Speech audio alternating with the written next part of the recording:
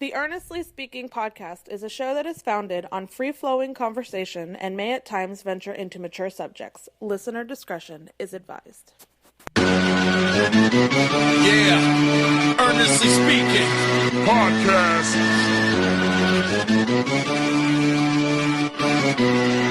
Let's get it. I'm a giant in New York, in Miami carry heat. So much more in store, my product can flood the street. Opinion Nation Godfather, CEO. Puff in the late 90s, gon' see me blow. Oh. Got my hustle on, no imitation of that. Army of untouchables, Opinion Nation staff. Never an off season, homie, check the numbers. Heart throbbing my own right, supplying southern comfort. Earnestly speaking, my ego is well fed. Earnestly speaking, you're too feeble and no threat. See, I'm like a hurricane, you're a mild breeze. Earnestly speaking, leaving Eli a dynasty. Earnestly Speaking podcast coming to you. It's October 17th, 2023. How you guys doing? First solo podcast we've done in quite a while, actually. I mean, I'm not including the episodes we've been doing the last couple of weeks, last couple of Mondays. The Burning Sevens weekend reaction. I don't count those. That's kind of a check-in on the weekend sports, like more of an actual solid solo show that I do with massive different type of topics and stuff of that nature. And glad to be back here. And the reason I'm doing the show tonight, actually, on Tuesday night, is unfortunately, normally on Tuesday nights, I'm always recording on the Huddle Up podcast every Tuesday with my guys, Big Jim and Kyle Nash and Matthew Muleisen. Matthew's actually at Game 2 of the NLCS tonight, so you can't attend that. Boo Phillies, of course. Hope he has a good time, though, but boo Phillies, of course. And Big Jim, unfortunately, he had some technical difficulties on his end, so he had to cancel the show tonight. So open the door here. I could either taking a break tonight, just kind of relax and just coast through the night, go watch Tim TV or whatever, or just I haven't done a solo podcast in a long time, so let me just get it in. So I figured, if I can do a little solo podcast, a couple things I want to get off my chest too, especially on a solo show. Speaking of Huddle Up podcast, the reason I'm kind of upset about we not doing the show tonight is because I had something in mind tonight during the show to bring up to the guys on the show, because on one of our segments last week, and I might have actually shared the clip of this on social media, but I'll play the clip here. So last week during one of our shows, during the pick segment for the NFL, after we did the 4 games we chose last week to pick for week 6, I mentioned on the show that a certain game, that we didn't have on the list, Browns-Niners, had some basically say that game had a little bit of a weird upset alert kind of feel to it, even though we bring it up. And when I said this, the guys, both Kyle and Jim last week, came down my throat and just lambasted me and made fun of me and mocked me, the whole nine. Well, we know how the result happened. We saw the result happen this past Sunday. And granted, we understand that. But I acknowledge the referees was really bad this week. The refs were horrible this week. I acknowledge that. What was it? Referees were bad. I acknowledge McCaffrey got hurt in that game. Chris McCaffrey got hurt in that game. I acknowledge Deebo Samuel got hurt in that game. I acknowledge Trent Williams got hurt in that game. We get that. I'm just saying that game had weird ups and downs. Here's the entire clip. I'm playing for you guys right now. The clip from the show from last week's Huddle Up podcast. I'll play the clip. It's really hysterical when you really listen to it. Here it is. Here.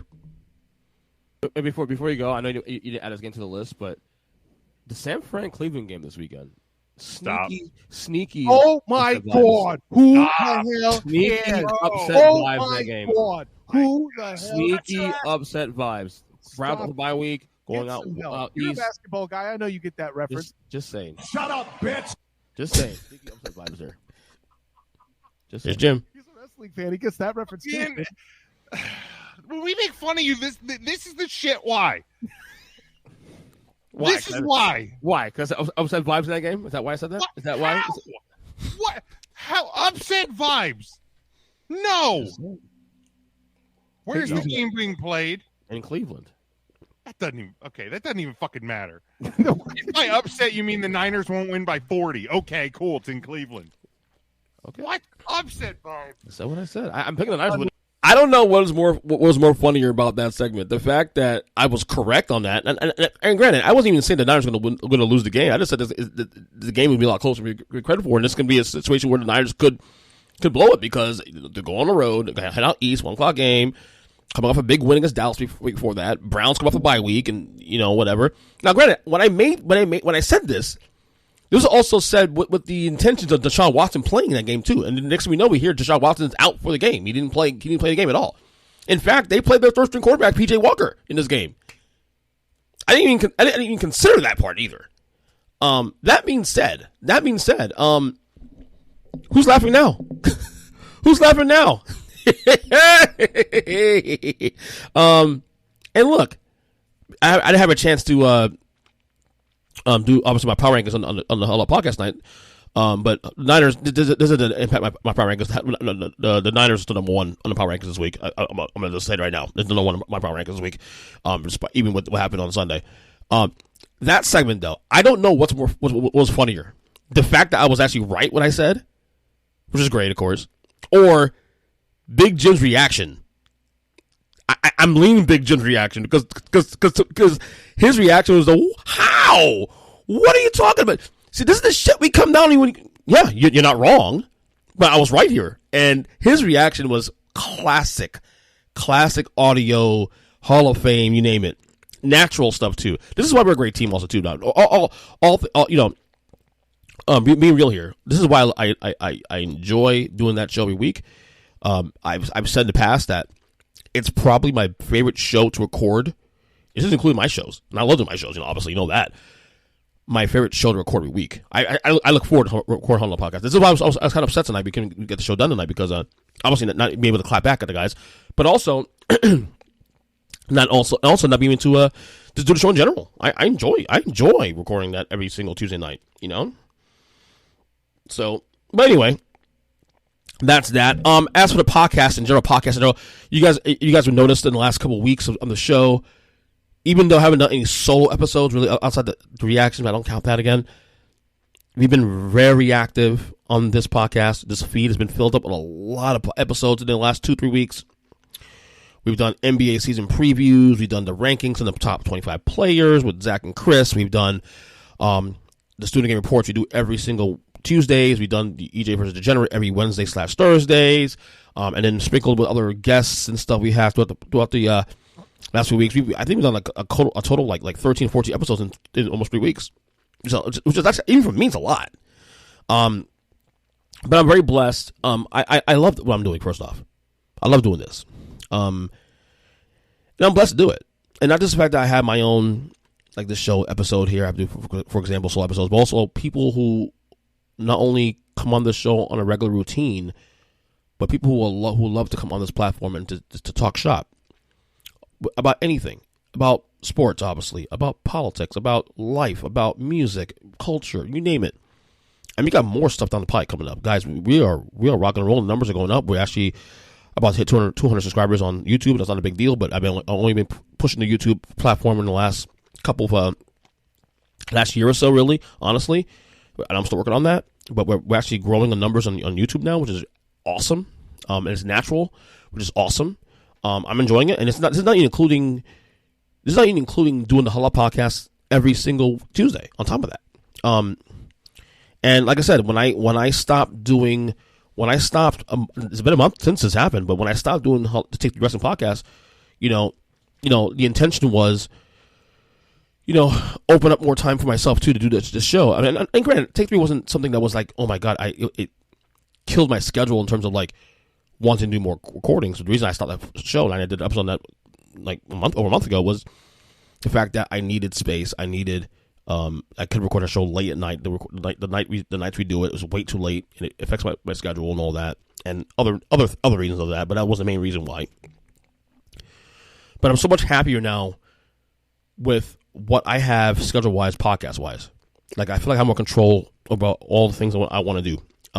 This show, if you guys have been following, if you love wrestling, I've been doing the Wrestling Retrospective podcast. I've been doing that consistently. We close a little bit. Let's go waste because because this show sometimes is in the way, and again, I still do have a somewhat limited schedule to record these shows, and I still got to balance things up too. I still got to balance life, being a parent, being a husband, the whole nine.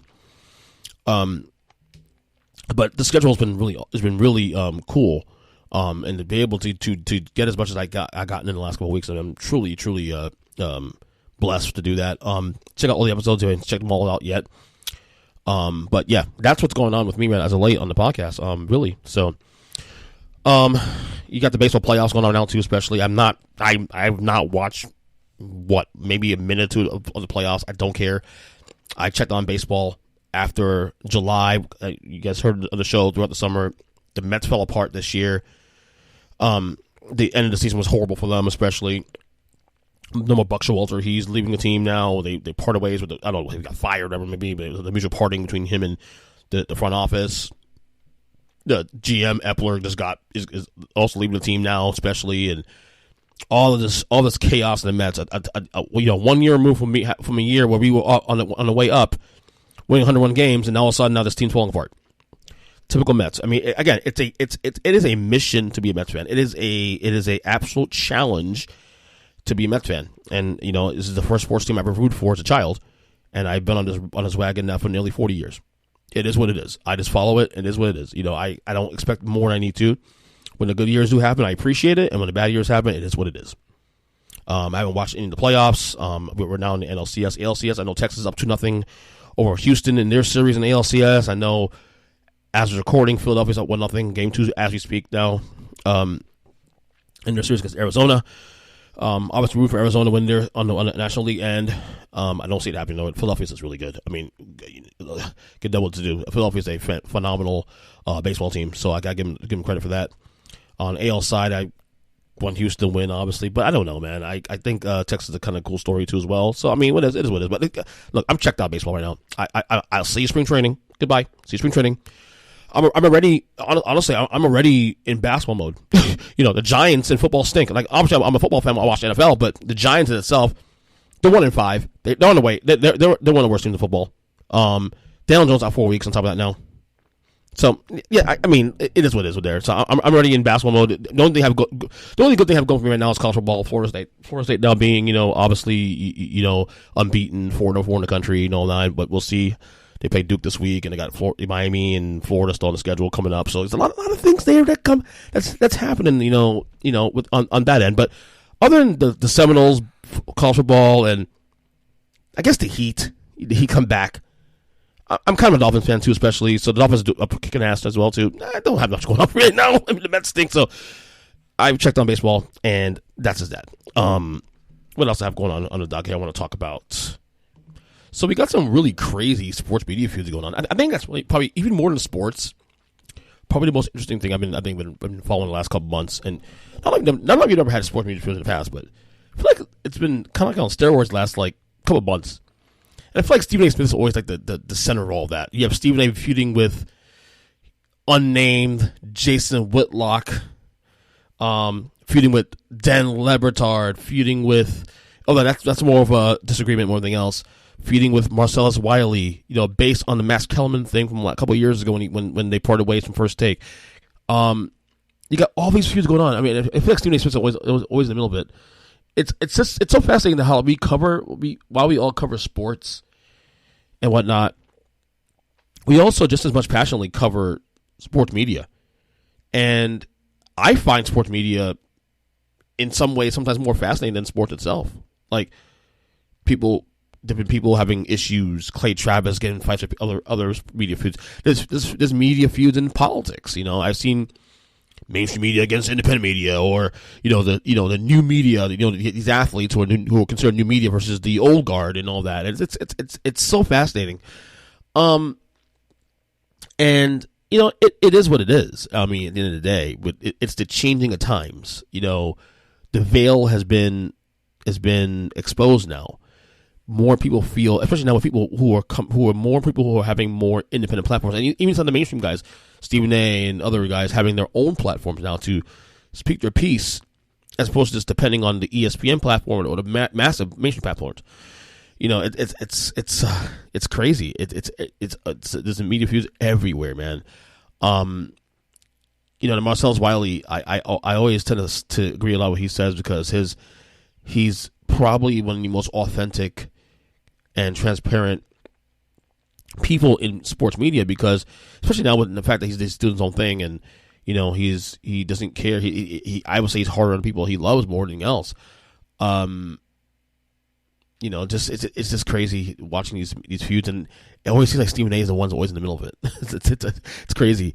But I keep following it. Like he would he didn't call Jason Whitlock by name, but call him fat bastard. And come on, we know who you're talking about. Jason Whitlock is fat, and and I had my issues with Jason Whitlock, obviously, and that has nothing to do with him being right wing because honestly, even before he started that whole years ago, a couple years ago, he was already someone that was, or a bit of like, always want to go against the grain just for the sake of it, always downing blacks and people, being rough on minorities and to some degree.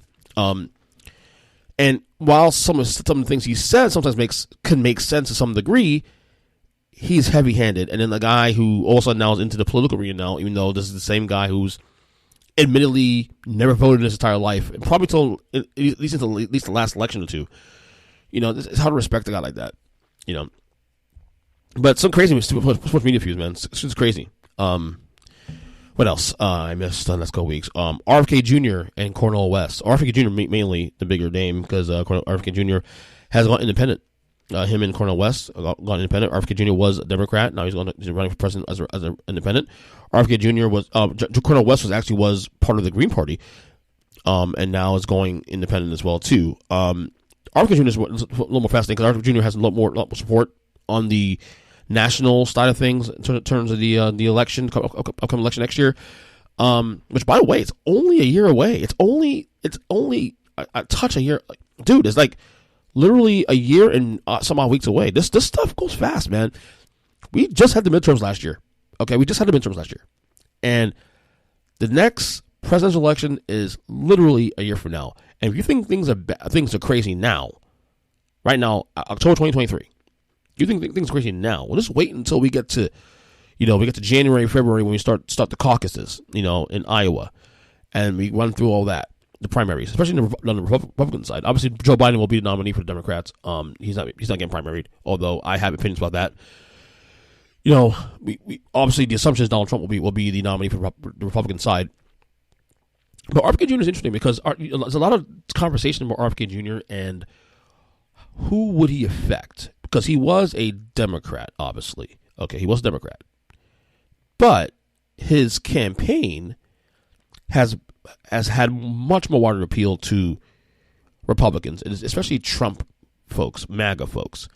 In fact, since declaring to go independent, he's somewhat pissed off the Trump base a little bit now because now that he's going independent, there's this assumption now that RFK Jr. would steal votes. I say steal as though like people are entitled to that. He's entitled to that. He will actually get votes or take votes away from the Republican side of things in a general election. And I tend to agree with that. Now, that being said, I don't think RFK Jr. has a shot in hell with this election whatsoever, number one. I don't even know how much ballots he'll be on per state to begin with. We've seen this before in the past. We've seen Ross Perot, and even though Ross Perot did poll very well for an independent back in the day, back in '92, against Clinton and Bush, he did actually impact the race in a lot of ways. A lot of people think that had Ross Perot not been in that election, that rotation, that cycle, George H.W. Bush would have been reelected as president in 1992, not Bill Clinton would have won. I tend to believe that RFK Jr. may have the same effect. Donald Trump, 91 diamonds and all, he still leads this thing on the right side, on the GOP side, by a lot. I think the last number I saw, the average I've seen with him, he's like he has like 56% of the vote. The next closest one's Ron DeSantis with like 14%. So no one's close by. But again, there's a specter though too of Trump. Will he? All these indictments, and he has 4 different trials he has to deal with now in the next year or two. If any of these trials finish, will he be in jail by the time he's elected, or Jr. campaign, and there's so much things around that makes this cycle very fascinating. But RFK Jr. will definitely impact a lot of the MAGA side, the guys on the MAGA side. Because, and I've always said this too, and people, you follow this stuff, you understand, Republicans have not won an election in a convincing way in over 30 years, in about almost 40 years.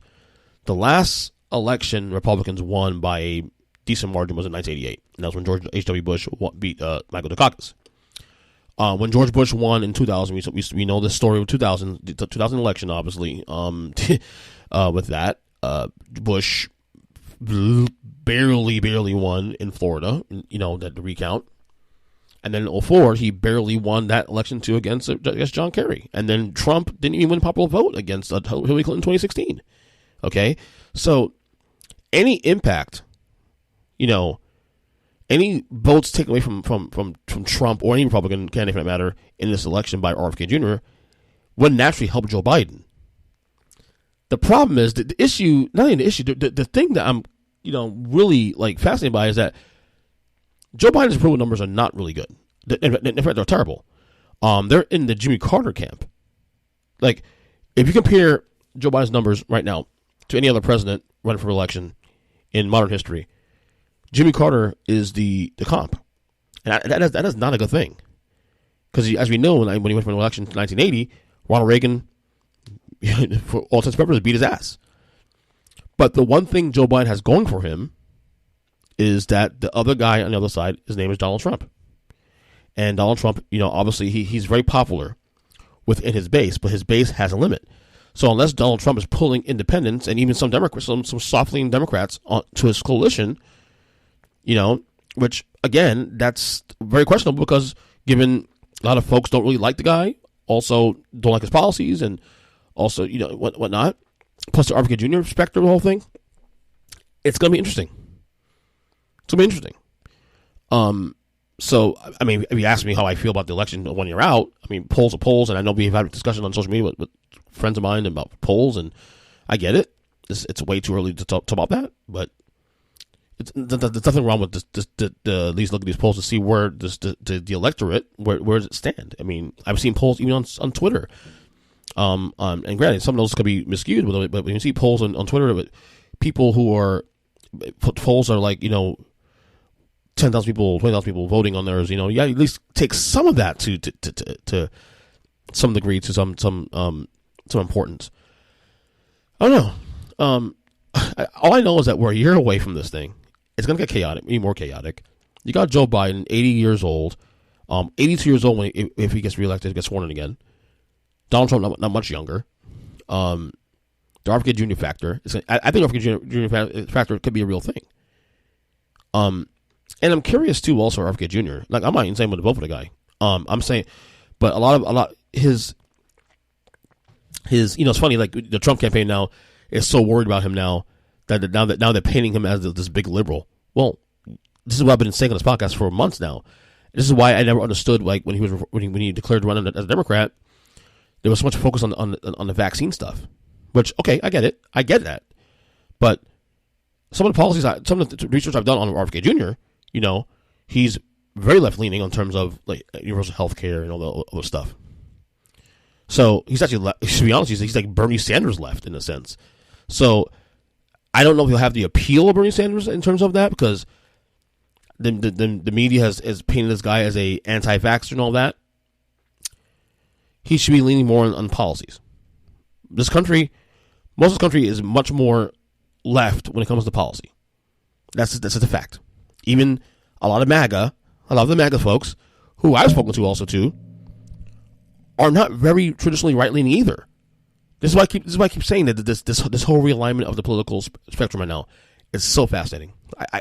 I love this stuff. I watch my political podcasts. I don't listen to any mainstream media. I listen to like the shows I watch mostly day to day in terms of like following the political news. Is I watched Breaking Points with Crystal and Sagar. I watched Rising, of course, with Bree and Robbie. And by the way, Robbie was on vacation for 2 weeks. He's come back fired up. Some of the stuff they've been talking about Israel and Hamas and all that in Palestine, some of the debates we're having on there has been fantastic and healthy and transparent. And Actually, tweeted them both today about that and told them, keep it up. I listened to, obviously, Kyle Kalinske, who's a progressive commentator, has been around for a long time, married to Crystal Ball, actually, too, as well. Dave Packman, I'll admittedly, I'm definitely much more left-leaning as I've gotten older, which is weird because I was much more of a you can consider me a conservative, more of a conservative growing up, but as I gotten older, I'm more moderate to even somewhat left. I think a lot of it too also is the social issues and a lot of the common sense political issues. I've become even more anti-establishment as I gotten older. I believe in capitalism to a point. I believe in capitalism, but at the same time, it's one of those things where, I don't like greed either, or people on top stealing from us that don't necessarily need to be doing that. There's a lot of things that even I'm going with my own political realignment in some ways. So. But again, a year away from election, man. Should be a very interesting year. Cannot wait. All right, one last thing we got here. We'll keep it short and sweet. Taylor Swift, the Taylor Swift media buzz. A lot of folks are loving it. A lot of folks hating it. Last couple of weeks, obviously, she's supposed to be dating the Chiefs tight end Travis Kelce, and she's been involved with the NFL and going to all these Chiefs games and whatnot. Here's what I'd say about Taylor Swift. I have no problem with her. I'm not a fan really of her music. I like a couple songs here and there, but I would never consider myself a fan or a Swiftie. None of that. Even my wife, who likes her music, doesn't even consider herself a Swiftie either. I do respect her. She's built a very cool brand, very strong brand. One of probably the biggest brand right now in music, as it is. It is what it is. People complain about it, and to me, I say whatever. You can ignore it. It is what it is. You just deal with it or don't deal with it. Obviously, what she's doing is genius in a sense because, the NFL sees how big she is, and trying to get her into the fold and maybe get her to perform in the future at a Super Bowl halftime show. I mean, I've heard that she turned it down. They asked her to do it once in the past, and she turned it down. But the NFL recognizes that she is the biggest star right now in the country. Do I care about her and Travis Kelce in the grand scheme? Not really. I really don't. I honestly don't. Dude, honestly, it's funny. As I said, someone does a podcast, but I don't find celebrities as interesting as you realize. I don't find celebrities as interesting. I really don't. There's very few I even find interesting. Like this whole Jada Pinkett Smith and Will Smith thing, honestly, like I'm only fascinated by it now because of what's happened with Will in the last year or so with the slap and all that stuff. And I've only covered this in the last 2 years. I don't have a strong opinion either way. Like, is Jada emasculating Will? It seems like she is, but again, Will has a choice to make. Maybe you just heard recently that they've been separated since 2016, and that's another whole weird situation. But again, who am I to judge? All I know for me personally, Earnest Julian Christian, EJ, like what I care about is my wife. I care about my marriage, and as long as my marriage is flourishing and my marriage is the top priority, that's all I care about. Jada and Will got to take care of their situation, take care of their house. All the folks judging these two, take care of your own house. Take the speck out of your own eye. All I got to say about that. In the case of Taylor Swift and Travis Kelce, is that a real relationship? Cool. Is it? I don't know. I don't know. And honestly, I really don't care. I really don't. And it's not even a knock on both those guys, those two people, honestly. I think Travis Kelce is one of the greatest talents of all time. I think Taylor Swift, not my cup of tea necessarily, but she's also someone that deserves respect. And she's doing what she's doing. She's obviously the hottest name right now in the industry. And I'll leave it at that. That's all. So does it bother me in some ways? Somewhat, I guess, really. But again, I have a choice. I could turn on TV. I could turn away. It is what it is. It's already now starting to cool off anyway now, too. So after a couple of weeks. But anyway. I thought today I just cut it out a little bit now, which is good. A couple of things I've had on my chest for a couple of weeks. What I'll try to do on this podcast, I don't want to build up too much things throughout the weeks and then forget to do a solo podcast. So what I'm going to try to do going forward is, even if it's smaller episodes, even if it's like a minute, like 10-minute or 20-minute episodes on this feed, I'll probably do that too also. If I got a couple of things on my chest, I'll do that on this feed. And kind of stay more consistent because there's always things I want to talk about. There's always things I want to talk about that, even with the guests I have in the show, I wanted to, I have the football show, basketball's back, but it's a lot of things in culture and in music and Politics I'm talking about, and that passed the time, and I don't want to wait 2-3 weeks after the fact. So if you see more smaller episodes here on the feed, don't be surprised. That's all I want to say. Anyway, gonna be on Twitter or X at EJ Christian 7. If you love wrestling, check out my retro podcast, the Wrestling Retrospective. We just did an episode last week. We did a watch along on my favorite match of all time, which is Shawn Michaels against Undertaker from the first ever Hell in a Cell at In Your House 18 Bad Blood 1997. Which was a phenomenal match. I guess my favorite match of all time. And we're gonna have more episodes on that feed coming up in the coming weeks and months. Obviously, I announced early in the year also too that I had a basketball retro podcast I was gonna start doing this year. I did actually technically release an episode during the summer, but I haven't pushed anything that yet. But I'm gonna get back on that horse probably early next year. I'm not gonna push anything now until I'll make that a seasonal show and probably start doing more episodes on that feed probably in January, February, and run through the rest of the basketball season. So, Basketball Retrospective Podcast available now. You can subscribe in the meantime. You have to right now, but once you get to January, February, we'll start doing episodes on that one. Wrestling Retrospective Podcast, Wrestling Retrospective Podcast. Also, like I said, we're going pretty heavily on that one too. So, and of course, this show, Earnestly Podcast. And that will do it for there again. So we'll talk soon. I am tired. Get some rest, and we will talk soon. Later.